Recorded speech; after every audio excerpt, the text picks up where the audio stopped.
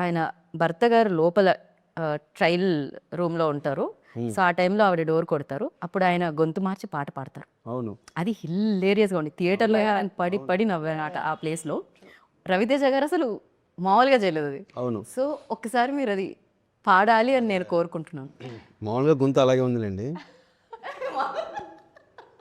అది అంటే రకరకాలుగా అనుకున్నాం. అదే కొంచెం వాయిస్ ఏదైనా కొంచెం మిక్సీలో వేసినట్టు కొంచెం అట్లయినా వెళ్దామంటూ. వాయిస్ మిక్సీలో ఎలా? అంటే వాయిస్ డైలాగ్ కూడా అంటాడు కదా, ఇలాంటి ఫోబియా వచ్చినప్పుడు నా వాయిస్ ఇంతే మనస మిక్సీలో వేసినట్టు గర్ర గర్ర అయిపోతుంది.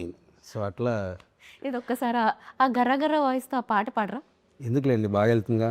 బాగా వెళ్తుంది కాబట్టే మాకు కావాల్సింది అదే. కలలోనైనా కలగనలేదేను వస్తావని, మెలకువలోనైనా అనుకోలేదేను వస్తావని, నవ్వు ఆపుకుంటున్నావు కదా సుమ్యం. ఆ దేవుడు. క్రేజీ బట్ అది.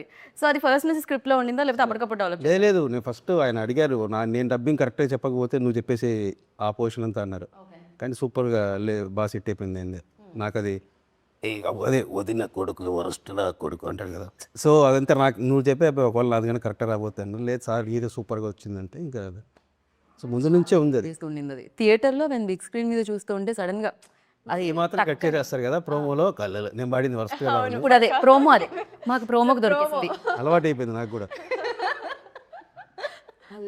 మీరే అనిపించింది. లేదు లేదు, మాకు ప్రోమోకి వస్తుంది. ఏమిటి వెళ్ళాలి, ఇది ప్లాంట్. ఇదంతా పక్కా ప్రణాళిక ద్వారా జరుగుతుంది. మీరు పాపం ఒక సారీ ట్రై చేస్తారు ఒకసారి అలా. సారీ ఏది కృష్ణమ్మకి మీ మిక్సీలో వేసిన వాయిస్తో ట్రై చేయండి. ఒకళ్ళు ఒక సినిమాకి ఒకళ్ళు దొరికారుగా, నేను దొరికేసాను. మా సినిమాకి మా డైరెక్టర్ దొరికాడు. మా షిప్ నడిపించే మా sir of the ship, captain of the ship Kishore Tirumala గారు. మొత్తం. కానీ పాపం ఒక కొరియోగ్రాఫర్స్కి, ఒక ఇప్పుడు డబ్బింగ్ ఆర్టిస్ట్కి మిమిక్రీ చేయడానికి, ఒక యాక్టర్స్కి అందరికి ఇబ్బంది మీ వల్ల. అందరూ హ్యాపీగా ఉంటారు. మీరు అందరి పొట్ట కొట్టు. అందరి స్పేస్ తీసేసుకుంటున్నారు మీరు. అదే లేదు, అవసరాన్ని బట్టి.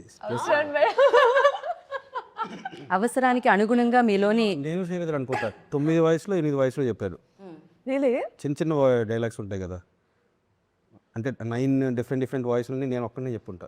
చిన్న చిన్న డైలాగ్లు ఉంటాయి, లాస్ట్ మినిట్ అడ్జస్ట్ చేయాలి, టక్కని ఇది ఉంటే బాగుంటుందని. సో అప్పుడు మనమే చెప్పేస్తాం. ఆ లాస్ట్ మినిట్లో మళ్ళీ మనం తీసుకొని వచ్చి పెట్టి. ఓకే. సో అంటే ఫస్ట్ నుంచి మీరు అలా డబ్బింగ్ ఆర్టిస్ట్ ఎవరైతే ఉందో ఆ జాబ్ మీరు తీసుకునే ఉన్నారు. దాని తర్వాత మాకు కొరియోగ్రాఫర్ది తెలిసింది, దాని తర్వాత లిరిసిస్ట్ తెలిసింది. లిరిసిస్ట్ అవుదామని వచ్చింది ఇండస్ట్రీకి. ఏ ఇయర్లో సార్? 2002. పాటలు ఎవరు తీసుకోవాలి, విన్నారు కానీ పంపించేశారు. అయ్యయ్యో. తర్వాత అసిస్టెంట్ డైరెక్టర్ అయ్యాను సీరియల్కి. కాకపోతే అప్పుడు నాకు ఆ పాటల మీద ఉన్న ఎక్స్పీరియన్స్ వల్ల నేను ఇప్పుడు మీరు సినిమాలో చూస్తే పాటలు మంచి మంచి కాన్సెప్ట్స్ అవన్నీ ఉంటాయి. యా. సో సీరియల్ సాంగ్స్ పెట్టాలి అని ఎందుకు అనిపించింది? కార్తీక దీపం, కృష్ణమ్మకి, గోదావరికి ముందు నుంచి నాకు అంటే హీరో గారు రవితేజ గారిది విక్రమార్కుల్లో ఒక సీక్వెన్స్ ఉంటుంది కదా, మొత్తం ఆడాళ్ళందరితో ఒక ఫైట్ లాగా గొడవలాగా మొత్తం గిల్లేసి వాళ్ళు కొడతా ఉంటారు. సో అది అంత ఈజీగా ఒక యాక్టర్కి ఆయనకే అంత దాన్ని ఆయన కాబట్టి ఆయన బాడీ లాంగ్వేజ్కి ఎక్స్ట్రాడినరీ వర్కౌట్. నా ఫేవరెట్ సీన్ అది ఆయన సినిమాల్లో.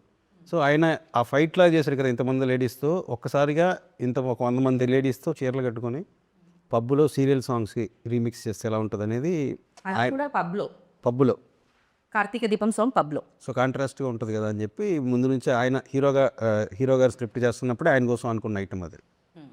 ఇప్పుడు పబ్లో డీజేలు అందరూ సీరియల్ సాంగ్స్ కోసం ఎత్తుకుతున్నట్టున్నారు, సీడీల కోసం ప్లే చేయడానికి. మీరు అది ఆ ట్రెండ్ కూడా క్రియేట్ చేశారు. ఇప్పుడు అది కూడా జరుగుతుందన్నమాట. అండ్ నేను మీకు ఒకటి చూపిద్దాం అని అనుకుంటున్నాను. దాని మీద మీ రియాక్షన్ ఏంటి తెలుసుకుందాం అనుకుంటున్నాను. ఓకే, నేనే మిగతా వాళ్ళని అడగరా? ఇది అందరి రియాక్షన్ బేసిక్గా, నాట్ ఓన్లీ యూ. నేను మరీ అలా డైరెక్టర్ సైడే కాకుండా నాకు చాలా నచ్చింది ఇది. మీ సినిమా ఎలా అయితే నచ్చిందో నాకు ఇది కూడా అలానే నచ్చింది బేసిక్గా. సో దీని మీద ఫస్ట్ డింపుల్ దగ్గర నుంచి రియాక్షన్ తీసుకుందాం, దాని తర్వాత కిషోర్ గారు. ఒకదానికి అందరూ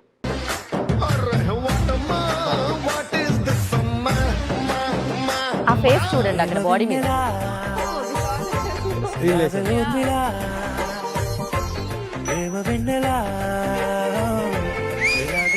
డాన్స్ అంటే బాడీలో స్వింగ్ ఉండాలి. అదేవో నరసింహరాజు గారా? వాయిస్. స్టైల్ ఉండాలి, స్టెప్పులు కాదు, డాన్సర్ స్వాగ్ మాట్లాడాలి. ప్రొఫెషనల్ డాన్సర్ నాకే చాలా బాగా కట్ చేశారు. ఈవెంట్ డాన్సర్స్ వార్మ్ అప్ చేస్తారు. అసలు దాని మీద మీ రియాక్షన్ ఏంటంటే మీ సినిమా చూసి ఆనందించడమే కాకుండా సోషల్ మీడియాలో సినిమా చూసి వచ్చిన తర్వాత మీ మీమ్స్ చూసి కూడా ఆనందిస్తున్నారు అన్నమాట జనాలు. నేను కూడా షాక్ అప్పుడు అక్కడ చూడంగానే విపరీతంగా ఎంజాయ్ చేశాను. చాలా బాగా అంటే ఇష్టంతో ఎడిట్ చేశారు ఎవరో కానీ రైట్. నా మీద. అండ్ ఇప్పుడు ఇంకొకటి ఫర్ డింపుల్, ఇది గెస్ట్ చేయగలుగుతారు మీరు ఆల్రెడీ. I wouldn't. డింపుల్ మీరేమన్నా గెస్ట్ చేస్తారు? I have a small dialogue for Ravi sir. ఒక మనిషి 100 రోజులు గుర్తుండాలంటే ఆ మనిషి 100 రోజులు బతకక్కర్లేదు. became so viral. ఒక్క రోజు చాలు. ఒక్క నిమిషం విందాం.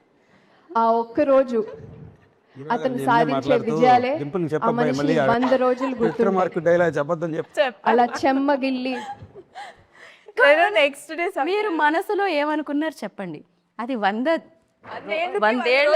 రోజులు అంటే బేసిక్గా మనకి 100 days ఫంక్షన్ ఒకప్పుడు ఉండేవి కదా, అలా మాస్ డైలాగ్ కదా, కొంచెం కాన్షియస్ అయినారు అంతే. అవును కాన్షియస్ అయ్యాను. ఎందుకంటే నేను చెప్పేసాను Intention నెక్స్ట్ అయితే ఉంది కరెక్ట్ గా, యా అవుతుంది అప్పుడప్పుడు అలాగే. అవుతుందండి. ఫస్ట్ నేను నెక్స్ట్ డే చెప్పాను సార్, నేను చెప్పలేదు. నెక్స్ట్ సక్సెస్ మీట్ జరిగినప్పుడు చెప్పా, అది తడబడ్డాను నేనేనా చెప్పాను. బట్ రీచ్ అయిపోయింది ఏం చెప్పాలి. రీచ్ వాజ్ యునానిమస్, అంటే ఫ్యాన్స్ అన్ని దాన్ని ఒక వచ్చి వెనకాల ఆర్ఆర్ఆర్ వేసి, so I was like okay right.